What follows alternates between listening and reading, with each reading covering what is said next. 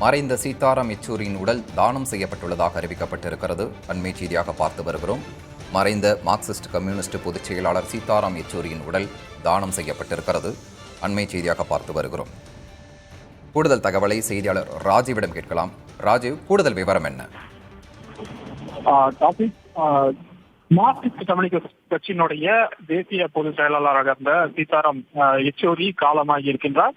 சரியாக 3 மணி அளவுல அவர் உயிர் பிரிந்ததாக மருத்துவமனை வட்டாரங்கள் அதிகாரப்பூர்வமாக தற்போது அந்த அறிவிப்பை வெளியிட்டிருக்கின்றார்கள். இதனைத் தொடர்ந்து அவரின் குடும்பத்தார் அவரின் உடலை எய்ம்ஸ் மருத்துவமனைக்கு தானமாக வழங்கியிருப்பதாகவும் அந்த அதிகாரப்பூர்வ அறிக்கையில தெரிவிக்கப்பட்டிருக்கின்றது. எனவே அவருடைய உடல் அடுத்த கட்டமாக அந்த மருத்துவ பரிசோதனைகள் மருத்துவ படிப்பிற்காக அவருடைய உடலை பயன்படுத்திக் கொள்ளலாம் என்ற அனுமதியை அவரின் குடும்பத்தார் வழங்கி இருக்கிறார்கள். அதனை அண்மை செய்தியாக பார்த்துக் கொண்டிருக்கின்றோம்.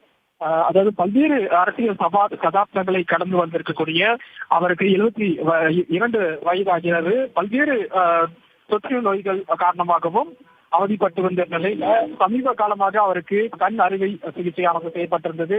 அதே போல கடந்த 19ஆம் தேதி மார்பு நோய் தொற்று சிகிச்சை மேற்கொள்ளப்பட்டது. அதைத் தொடர்ந்துதான் டெல்லி எய்ம்ஸ் மருத்துவமனையில் உடல் நலக்குறைவு காரணமாக அவர் அனுமதிக்கப்பட்டு தீவிர சிகிச்சை பிரிவில் அனுமதிக்கப்பட்டிருந்தார். அவருக்கு சிறப்பு மருத்துவ குழுவினர் மருத்துவம் பார்த்து வந்த நிலையில அவருடைய உடல் உயிர் பிரிந்திருக்கின்றது.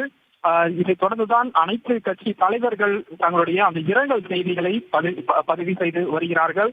அவருடன் அரசியலில் பயணித்தவர்கள் தங்களுடன் அவர் எந்த அளவு நெருக்கமாக இருந்தார்கள் போன்ற விஷயங்களை பகிர்ந்து வருகிறார்கள்.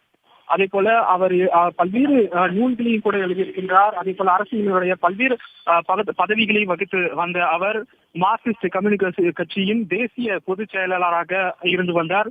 அதே போல தேசிய அளவிலும் பல்வேறு முக்கிய விவகாரங்களை நாடாளுமன்றத்தில் எழுதி அவர் குரல் கொடுத்திருந்தது குறிப்பிடத்தக்கது. குறிப்பாக விவசாயம் பிரச்சனைகள் ஆகட்டும், ஆந்திராவை தெலுங்கானா பிரிவினைவாத பிரச்சனை விவகாரம் போன்ற மணிப்பூர் விவகாரம், இது போன்ற பல்வேறு நாட்டின் முக்கிய விவகாரங்கள்ல அவர் குரல் கொடுத்து வந்திருந்தார். அதே போல நாடாளுமன்றத்திலும் அவர் பல்வேறு அந்த விவாதங்களில் கலந்து கொண்டு தன் மக்களுக்கான உரிமைகள் குறித்து அவர் பேசியிருந்தது மிகவும் வரவேற்கத்தக்கதாக இருந்ததாக சக நாடாளுமன்ற உறுப்பினர்கள் அதனை வரவேற்றிருந்தார்கள். இந்த நிலையில அதனுடைய மறைவு மிகுந்த வேதனை அளிப்பதாக கட்சி தலைவர்கள் மட்டுமல்ல, அவருடன் பயணித்த நாடாளுமன்ற உறுப்பினர்களும் தங்களுடைய அந்த வேதனைகளை பதிவிட்டு வராங்க.